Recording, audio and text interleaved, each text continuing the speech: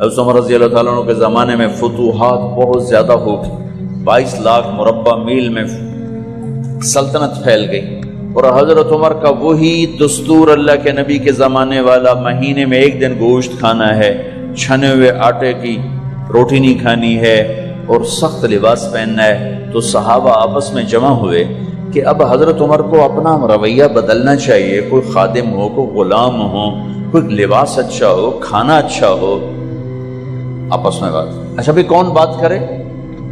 حضرت علی نے فرمایا کوئی نہیں مانیں گے، کہا نہیں ہم بات کرتے ہیں۔ اچھا کون بات کرے؟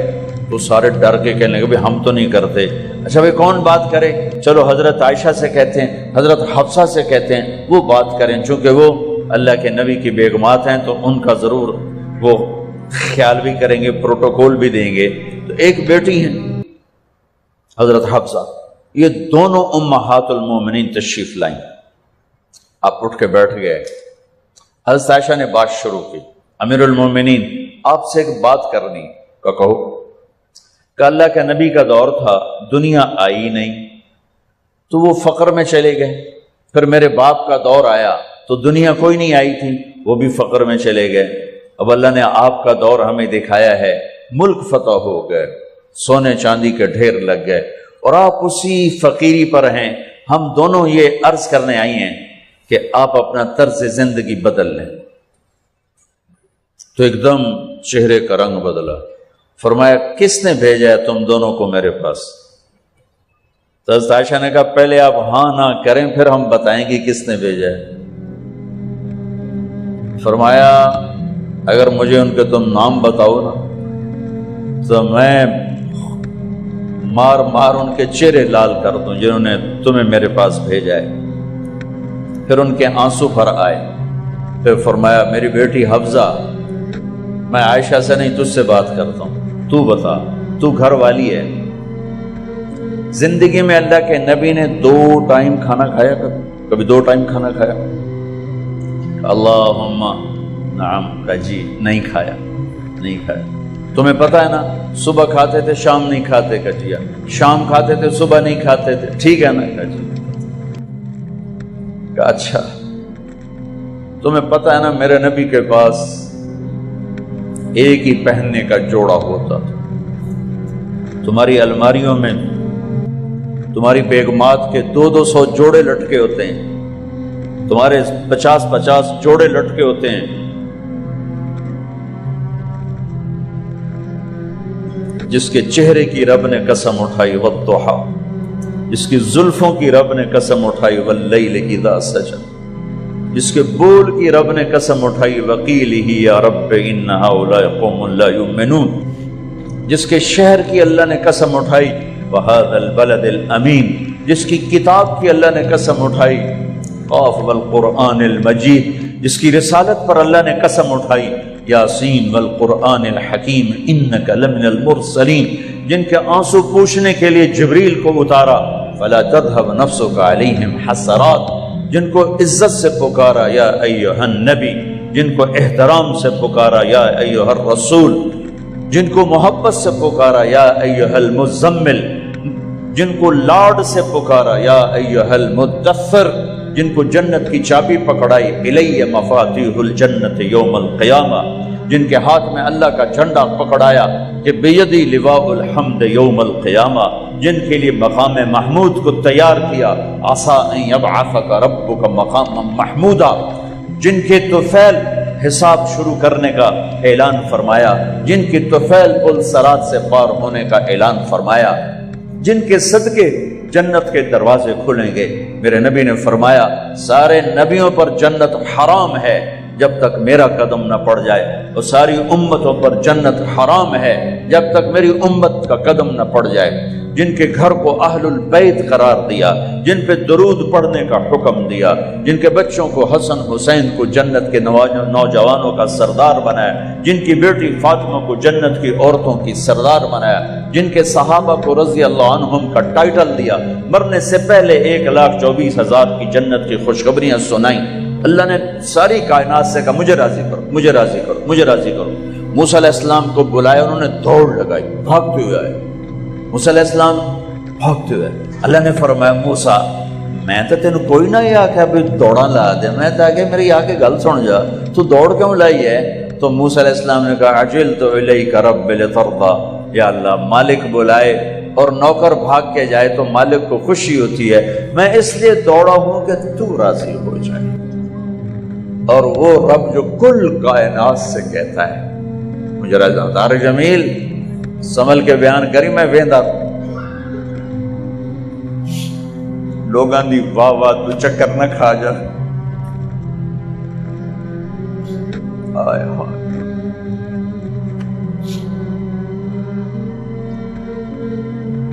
تم کیا سمجھتے ہو یہاں بیٹھ کے مجھے بڑی خوشی ہوتی، میرا رواں رواں روتا ہے، مجھے حساب دینا پڑے گا کہ یہ بول کیوں بولا تھا، کس لیے بولا تھا۔ میں پیسے نہیں لیتا ہوں، یہ بھی ایک تکبر، ہاں میں پیسہ نہیں لیتا ہوں، میں اللہ کے لیے کرتا ہوں، یہ بھی تکبر کے کھاتے میں جا سکتا ہے۔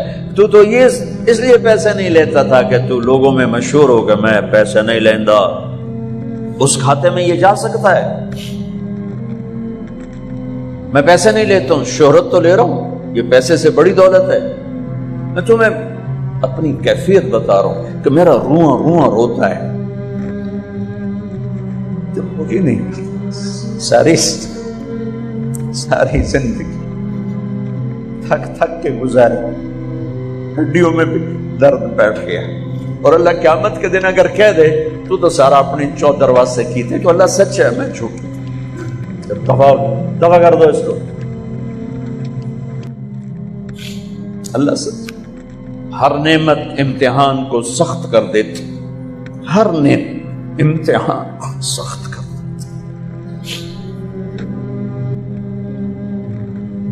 میں نے گمنامی کا دور بھی دیکھا، میں رائمنڈ پڑھتا تھا، میں اینٹ کے سرانہ بنا کے سوتا تھا، رات کو بستر لوگوں میں تقسیم کر دیتا تھا اپنا بستر، جو اس وقت تھوڑے سے لوگ آتے تھے تو میں رات کو چکر لگاتا، تو جن لوگوں کے پاس بستر نہیں ہوتا تھا کسی کو سرانہ دے دیتا، کسی کو چادر، کسی کو دری، کسی کو کھیس، ویا سامنے برانڈا جے اتھے آ کے رکھ دے وجے، اور میں ایک اینٹ اٹھاتا اور اس پر اپنا چھوٹا سا رومال رکھ کے اینٹ کا سرانہ بنا کے میں سو جاتا۔ اگر اس وقت میں مر جاتا تو مجھے غالب گمان تھا کہ میرا کام بن جاتا، لیکن آج مجھے نہیں پتا کیا ہونے والا ہے اور کیا ہوگا، لیکن ہم اللہ کی رحمت پر آس رکھتے ہیں۔ ساری دنیا سے کہتا ہے مجھے راضی کرو، اور خود کہتا ہے میرے حبیب میں نے آپ کو راضی کرنا، میں نے آپ کو راضی کرنا ہے، وَلَسَوْفَ يُعْتِيكَ رَبُّكَ فَتَرْضَىٰ، میں نے آپ کو راضی کرنا ہے۔ اتنی بڑی ہستی، حفظہ تیرے گھر میں نبی کے 2 جوڑے تھے یا ایک تھا؟ ایک تھا، کہ اسی کو خود دھوتے تھے، نوکر نہیں دھوتا تھا، بیگم نہیں، خود دھوتے تھے، سکھاتے تھے، پہن کے باہر آتے تھے۔ کئی دفعہ ایسا ہوا کہ نہیں ہوا کہ نماز کا ٹائم آیا اور بلال نے آ کے آواز لگائی یا رسول اللہ نماز کا وقت ہو چکا ہے، اور آپ فرماتے تھے بلال ابھی میرے کپڑے خشک نہیں ہوئے، ہنے سکنے پائے، ہنے سکنے پائے، علی گلین میں آ جانا۔ نماز لیٹ ہو جاتی تھی، کپڑے خشک نہیں ہوتے تھے، اور تمہیں وہ دن تو یاد ہوگا کہ ایک دفعہ جوڑا بھی نہیں تھا، ایک چادر ہی تھی، اسی کو گلے میں اور بدن پہ لپیٹ کے نماز پڑھائی تھی، اور تمہیں وہ بھی یاد ہوگا کہ ایک دفعہ چادر بھی نہیں تھی تو ایک انصاری عورت سے کپڑے ادھار مانگ کے جا کے نماز پڑھائی تھی۔ تم محل بنا کے تکبر میں آتے ہو کہ ساڈا محل ویکھو، ساڈا سیٹ اپ ویکھو، ساڈا سٹیٹس ویکھو۔ لعنت ہے تمہاری اس سوچ پر کہ تم نے پیسے کو سٹیٹس بنایا ہے، تم نے سونے چاندی کو سٹیٹس بنایا ہے، تم نے اپنی فیکٹری بنگلوں کو اور گاڑیوں کو سٹیٹس بنایا ہے۔ کس چیز کو؟ اس مچھر کے پر کو، اس دھوکے کے گھر کو، اس مکڑی کے جالے کو، اس مٹ جانے والی کائنات کو، اس دھوکے باز بڑھیا کو، اس مکار بڑھیا کو، اس غدار کائنات کو تم کہتے ہو کہ ایسی بڑے چودھری ہیں، بڑے سردار ہیں، بڑے تاجر ہیں، کیا ہے؟ مچھر کا پر، دھوکے کا گھر، مکڑی کا جالا۔ پاکستان میں میانی میں بڑے بڑے سردار پڑے ہیں، جہانگیر کے قبر پر جا کر دیکھو، اس کے نام کا ڈنکا بجتا تھا، سنسان۔ اے راوی کے کنارے ایک ٹوٹا سا مکان ہے، دن کو بھی جہاں شب کی سیاہی کا سما ہے۔ یہ کون ہے؟ کہتے ہیں یہ آرام گہے نور جہاں ہے، جس پر جہانگیر مر مٹا، ساری چابیاں جس کو پکڑا دیں، دن میں بھی شب کی سیاہی کا سما ہے۔ تجھے یاد ہے حفصہ، میرے نبی نے کبھی ٹیک لگا کے کھانا کھایا؟ تمہیں یاد ہے؟ کبھی ٹیک لگا کے کھانا کھایا؟ ہمیشہ ایسے جھک کے کھانا کھایا کہ میں غلام ہوں، غلاموں کی طرح کھاؤں گا۔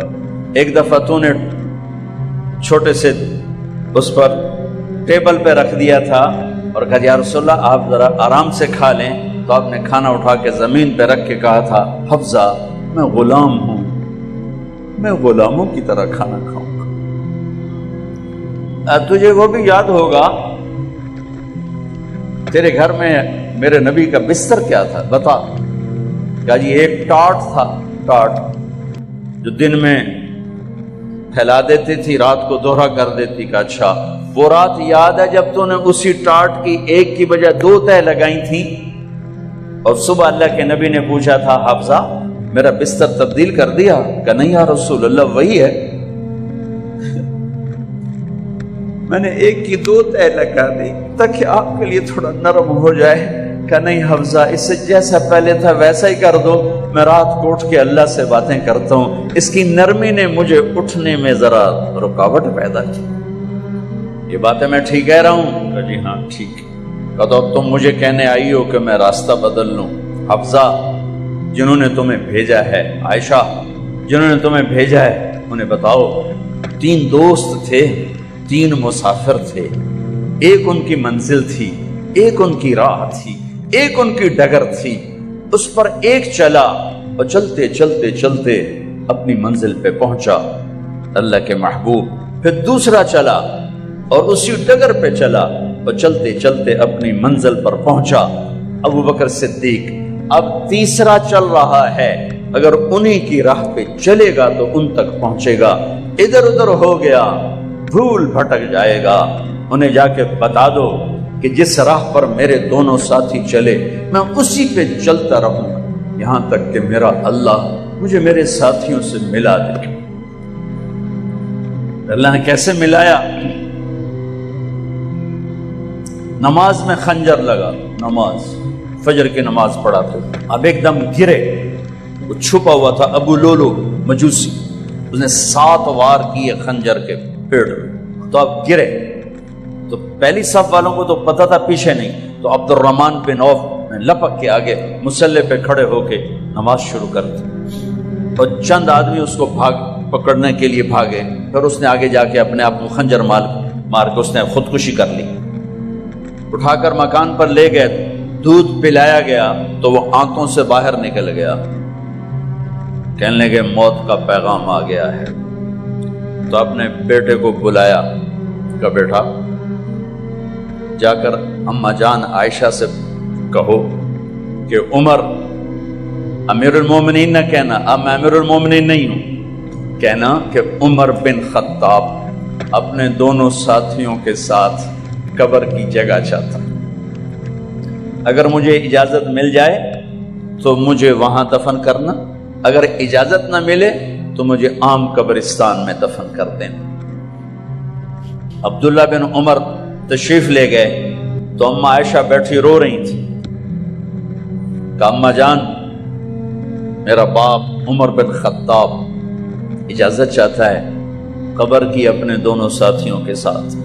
تو حضرت عائشہ رضی اللہ تعالیٰ عنہا رونے لگی، پہلے بھی رو رہی تھی، کہا عبداللہ یہ جگہ تو میں نے اپنے لیے رکھی ہوئی تھی کہ میں اپنے خامند اور باپ کے ساتھ میں بھی ایک کونے میں سو جاؤں گی، لیکن اگر عمر کی خواہش ہے تو اس جگہ کا عمر مجھ سے زیادہ حقدار ہے۔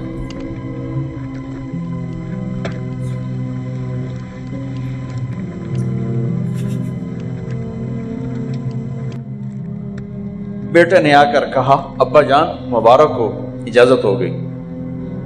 کہا بیٹا ہو گئی، لیکن جب میری میت اٹھاؤ تو دروازے پر جا کر رکھنا اور ایک دفعہ دوبارہ پوچھنا، ہو سکتا ہے میرے شرم میں اجازت دی ہو اور میرے مرنے کے بعد انکار فرما دیں، تو ایک دفعہ دوبارہ پوچھنا، اس وقت بھی اجازت ملے تو پھر لے جانا ورنہ واپس لے جانا۔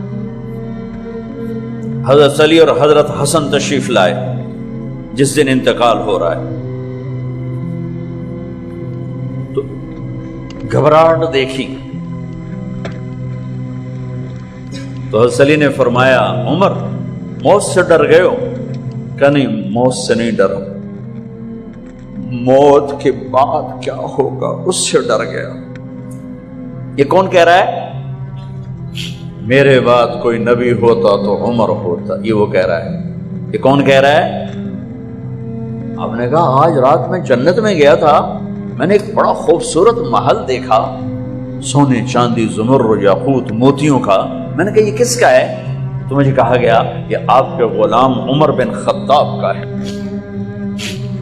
کون کہہ رہے ہیں؟ موت کے بعد جو ہوگا اس سے ڈر رہا ہوں۔ کہ آپ مسجد میں انٹر ہوئے، مسجد میں ایسے لوگ تھے، ادھر ابو بکر تھے اور ادھر عمر تھے، آپ دیو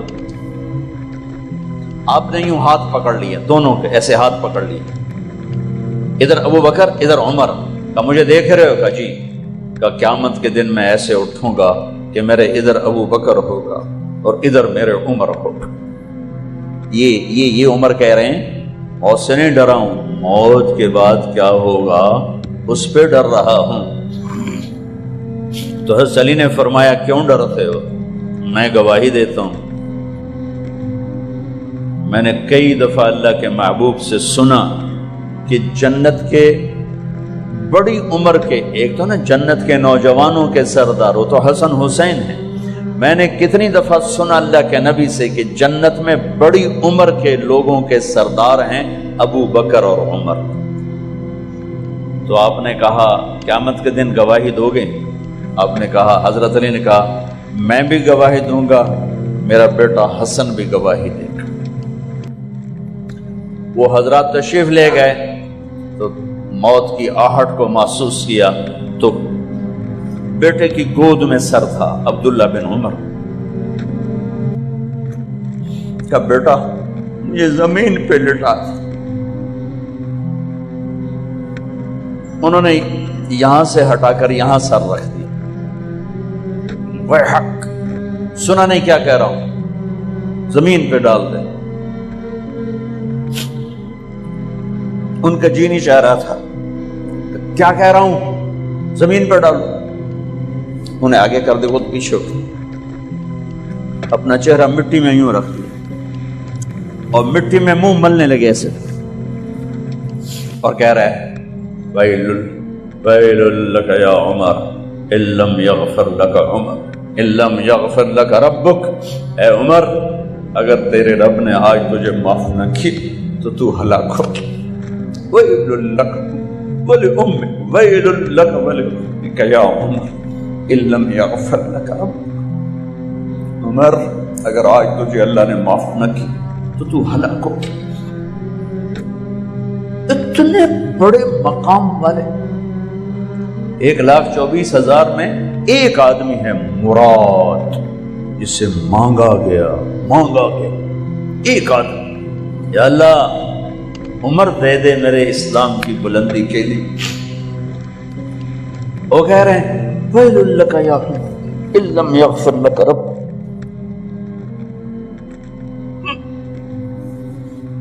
اے عمر تو برباد ہو گیا اگر تیرے رب نے تجھے معاف نہ کی۔ یہ کہتے جان نکل گئی۔ صہیب رضی اللہ عنہ نے آپ نے وصیت فرمائی تھی میرا جنازہ صہیب پڑھائے، رومی جنازہ پڑھایا گیا، کندھوں پہ اٹھایا گیا اور آ کر اماں جان عائشہ رضی اللہ عنہ کے دروازے پر عبداللہ بن عمر، باقی تو کوئی پتہ نہیں تھا کسی کو، کبھی ٹھہر جاؤ، جنازہ یہاں رکھ دو۔